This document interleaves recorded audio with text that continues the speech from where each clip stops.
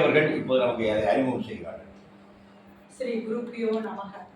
குரு பிரமா குரு விஷ்ணு குரு தேவோ மகேஸ்வரக குரு சாட்சாத் பரபிரம்மா தஸ்மை ஸ்ரீ குருவே நமக. பிரபண்ண பாரிஜாதாய தோத்திர வேத்ரேக பாணையே ஞான முத்ராய பாணினி நமக.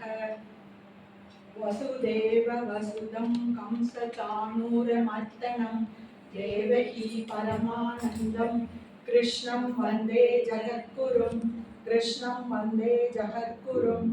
யோகிராம் சுரத்குமார் யோகிராம் சுரத்குமார் யோகிராம் சுரத்குமார் ஜெய ராயா. போன மாசம் நம்ம 2வது அத்தியாயம் பார்த்தோம்.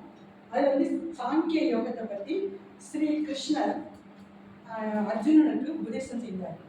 அது எந்த சூழ்நிலையிலாம் உங்களுக்கு எல்லாம் தெரிஞ்சிருக்கும். யுத்த காலத்துல போரிட நின்றுட்டு இருக்க அர்ஜுனன் குழம்பி நிற்கிறான், மனசு குழம்பி நிற்கிறான். குழம்பி நிற்கும் போது பல கேள்விகள் கேட்டு தன்னை தெளிவுபடுத்திக்கலாம். அப்படி கேட்கும்போது 2வது அத்தியாயத்தை பொறுத்தவரை ஞான யோகம், தியான யோகம், கர்ம யோகம் எல்லாத்தையும் டோட்டல் சாப்டரையும் நம்ம கவர் பண்ணிக்கலாம். இப்போ 3வது சாப்டர்ல அதே தான் அர்ஜுனன் பேசலாம் திரும்பவும். 3வது நம்ம கர்ம யோகத்தை பற்றி பார்க்க போறோம். கர்மயோகம் ரொம்ப முக்கியமான ஒரு யோகம். அர்ஜுனன் பேசலாம். அர்ஜுன உவாச்ச ஜிசு சேத் கர்மணஸ்தே மதா புத்தி ஜனார்தனக தக்கிம் கர்மணி கோரே மாம் நியோஜ்யசி கேசவக. பேசலாம். கர்மத்தை காட்டிலும் ஞானம் சிறந்ததுன்னு சொன்னேன். கிருஷ்ணத்தை சொல்றேன், கர்மத்தை காட்டிலும் ஞானம் சிறந்ததுன்னு சொன்னேன். இப்போ என்ன நீ கர்மம் செய்ய தூண்டுற? கர்மமா என்ன? யுத்த காலத்துல நின்று போர் செய்ய சொல்றியே, என்னையே இப்படி குழப்புற? நான் என்னை முழுசா உன்கிட்ட சரண்டர் பண்ணிக்கிறேன். எனக்கு எது நல்லதோ அதை நீ எனக்கு வழிகாட்டி செய்யணும் அப்படின்னு சொல்லி அர்ஜுனன் கேட்டுக்கிறான். இது எந்த ஸ்லோகம்? நான் 3வது சாப்டர்ல 1, 2 ரெண்டுலையுமே அதை தான் கேட்கிறேன். அடுத்தது 3வது வரும். அதுக்கு அர்ஜுனன் கிருஷ்ணர் பேச போறாரு. பாவமற்றவனே பரதனே, பரதகுலத்தில் பிறந்தவனே அப்படின்னு சொல்லி சம்பாஷணம் பேசுறாரு. இவ்வுலகில் என்னால் 2 வகைகள் கொண்ட நிஷ்டைகள் கூறப்பட்டன. ஒன்று சாங்கிய யோகம், இன்னொன்று கர்மயோகம். சாங்கிய யோகம் சன்னியாசிகள் பண்ணுவது, கர்மயோகம் நம்மளை மாதிரி கிரகஸ்தர்கள் பண்ணுவது. இதை பற்றி நான் உங்ககிட்ட சொன்னேன் அப்படின்னு சொல்லி கிருஷ்ணர் அர்ஜுனன் சொல்றாரு. மனிதன் கர்மங்களை செய்ய ஆரம்பிக்காமல் இருப்பதாலேயே சில பிரச்சனைகளை அவன் சந்திக்க வேண்டியது வரும். கர்மம் செய்யாம நம்ம பேசாம உட்கார்ந்து இருந்தானா மனசு அங்க இங்கேயும் அளவாய்ந்து கொண்டே இருக்கும். ஒரு நிமிஷம் நம்ம சும்மா இருந்து பாருங்க. சும்மா இரு அப்படின்னு சொல்றாரு. நம்மளால சும்மா இருக்க முடியல. எதையாவது மனத்தோடும் ஒரு வீட்டு வேலை செய்வோம், அந்த வேலை செய்வோம், இந்த வேலை. அதே மாதிரி சும்மா இருக்க வேண்டியதில்லை, கர்மத்தை செய்வதுதான் முக்கியங்கிறத திரும்ப திரும்ப சொல்ல போறாரு. இந்த சாப்டர் ஃபுல்லா கர்மத்தை பத்தியும், கர்மம் ஏன் செய்யணும், கர்மயோகி யாரு, கர்மத்துல என்னென்ன கர்மங்கள் செய்யணும், என்னென்ன யஜ்ஞங்கள் சொல்லணும் அப்படிங்கிற பல விஷயங்களை பற்றி பேச போறாரு. அடுத்த ஸ்லோகம் 5ல சந்தேகமின்றி எந்த ஒருவனும் எக்காலத்திலும் ஒரு கணம் கூட செயல்புரியாமல் இருப்பதில்லை, எல்லாரும் செயல் செய்து கொண்டுதான் இருக்கிறோம் என்பதை, அது நமக்கு வாழ்க்கைக்கு தேவையானது என்பதை அவர் சொல்றாரு. ஒண்ணு வேண்டாம், நீ காலையில் எழுந்திருக்கோம், பேசாம அப்படியே உட்கார்ந்துருந்தாலும் வீட்டுல படுத்திருந்தாலும் எதுவும் நடக்குமா? நடக்காது. நம்ம சொந்த சுய கர்மாவை செஞ்சாதான் நமக்கு ஒரு தண்ணி குடிக்க முடியும், ஒரு சாப்பிட முடியும், ஒரு வீட்டு வேலை செஞ்சா நம்மளால நம்ம குடும்பம் நல்லா இது பண்ணும். அது மாதிரி சமூகமும் பண்ண முடியும். அதனால நம்ம கர்மாவை கண்டிப்பா செய்யணும் அப்படிங்கிறது திரும்ப திரும்ப வலியுறுத்துறாரு. ஸ்லோகம் 6ல புலன் அனைத்தையும் வெளித்தோற்றத்தில் அடக்கிவிட்டு மனத்தினால் அந்த புலன் நுகர்வை பொருட்படுத்தாது இருக்க வேண்டும். இப்போ புலன்களை பத்தி, இந்திரியங்களை பத்தி பேச வராரு. இந்திரியங்கள் 5 புலன்கள் தெரியுங்களா? கண், காது, மூக்கு. இந்திரியங்கள் மனம், புத்தி. இப்போ மனுஷனுக்கு இருக்கக்கூடிய இந்த 7 பார்த்தீங்கன்னா எப்பவுமே நம்மளை ஓட விட்டுக்கிட்டே இருக்கும். மனம் எதையாவது இங்கதான் நான் பேசிட்டு இருப்பேன், என் மனசு வேற எங்கேயோ இருக்கும். ஸோ அந்த மனத்தை குவிய வைத்து, மனத்தை நம்மளுடைய கண்ட்ரோல் சாரட்டு மாதிரி இழுத்து பிடிச்சு, மனத்தை 5 சாரட்டில் இருக்காரு இல்லையா கிருஷ்ணர், அவர் கண்ட்ரோல்ல நம்ம மனத்தை கொடுத்து மனம் சொல்றது புத்தி என்ன செய்யும், செயல்படுது. இந்த 2க்கு மூலமா என்ன இருக்குதுன்னா 5 புலன்கள். உங்க எல்லாரையும் நான் பாக்குறேன், இவங்க எனக்கு இந்த கலருக்கு சாரி போட்டுருக்காங்க, அவர் அந்த மாதிரி வந்திருக்காரு, இவர் இப்படி வந்திருக்காரு. நம்ம 5 புலன்களால் ஈர்க்கப்படுகிறோம். கண்களால், காதுகளால், வாயு வாசத்தால் ஈர்க்கப்பட்டு நம்ம மனசானது போன 5 புலன்கள் போகும் வழியிலேயே நாம் செல்கிறோம். அப்படி செல்லாம பார்த்தோமா, அதை வந்து மனசுக்குள்ளே கொண்டு போகக்கூடாது, மனதில் கொண்டு போகாமல். மனதில் கொண்டு போனால் தானே புத்திக்குள்ள போகுது, புத்திக்கும் கொண்டு போகாம அப்படி நிச்சயமா என்ன நடக்குதோ அப்படி சைலண்டா பார்த்துக்கிட்டு நம்ம வாழ்க்கையை போட்டோம். அப்படிதான் நீ வந்து இருக்கணும் அப்படின்னு சொல்லி சொல்றாரு. இது வந்து ஸ்லோகம் 7 வரை சொல்றாரு. அதுக்கடுத்து வேதங்களால் சொல்லப்பட்ட கர்மாக்கள் என்ன அப்படின்னு சொல்ல போறாரு. வேதங்களால் நிறைய கர்மாக்கள் சொல்லப்பட்டிருக்கு.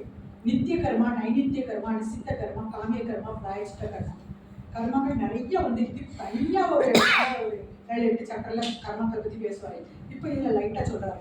நித்திய கர்மானா என்னன்னா நம்ம டெய்லி ஆக்டிவிட்டிஸ், காலையில எந்திரிச்சில இருந்து நம்ம செய்யறது. நைநித்திய கர்மானா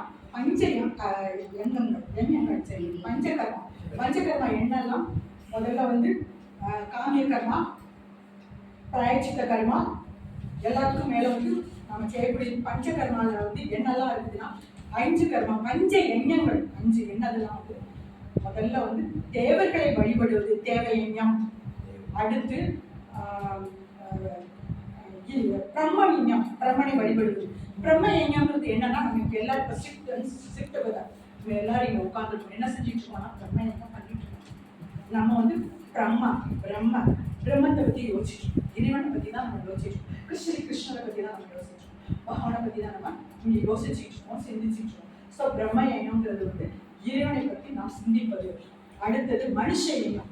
மனுஷ எண்ணத்துல வந்து ஒரு தொழிலாளி, ஒரு விவசாயி விவசாயம் பண்ணினா தான் என்ன நடக்கும்?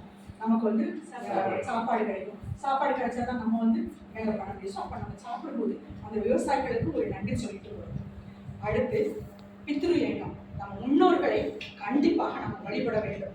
அது மட்டும் இல்லை, இருக்கும்போதும் தாய் தந்தையையும் நம்ம உடன் பிறந்தவர்கள் மக்கள்களையும் நம்ம நல்லா வந்து கோஆப்ரேட்டிவாக இருந்து அவங்களை கை தூக்கி விட்டு அவங்க கூட நம்ம வந்து ரொம்ப சந்தோஷமா அன்பா இருக்கணும் அப்படிங்கிறத பற்றி சொல்றாரு.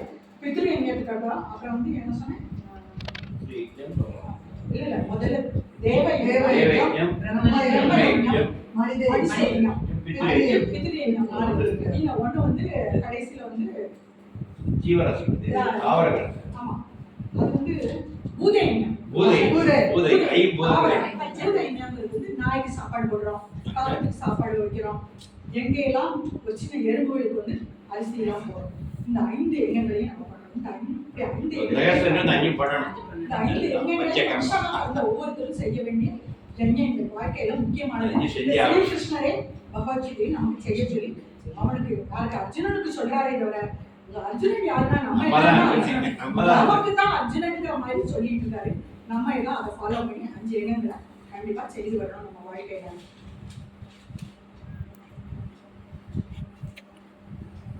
கீதை எதுக்கு படிக்கிட்டு புரியுதா? எப்படி வாழணுங்கிறது கீதை சொல்லும். ஒரு விஷயத்த வந்து முதல்ல எடுத்துக்கிட்டோம்னா உயிரினங்கள் எதுல இருந்து வருது? உயிரினங்கள் வந்து ஆகாரத்துல இருந்து வருது, சாப்பாட்டு இதுல இருந்து வருது, உணவில் இருந்து வருது. உணவு எப்படி வருதுன்னா மழை பெய்தனால மழை பெய்து வந்து உணவு வருது. மழை எப்படி வருதுன்னா வேள்வி யஞங்கள் பண்றதுனால மழை பெய்யுது. அப்புறம் வேள்வி செஞ்ச பிறகு என்ன ஏற்படுதுன்னா, வேள்வி எப்படி பண்றோம்னா நம்ம கர்மான்னு ஒண்ணு நம்ம அந்த வேள்வி செஞ்சு அந்த கர்மங்கள் செய்யும் போதும் வேள்வி ஏற்படுது. இந்த வேள்விக்கெல்லாம் முக்கிய காரணம் என்ன? வேதம். வேதத்தில் சொல்லப்பட்ட முறைப்படி தான் நம்ம செய்யறோம். இந்த வேதத்தை யார் கொடுத்தாங்க அப்படின்னா ஈஸ்வரன் அவர் தான் கொடுத்தாரு நமக்கு வந்து.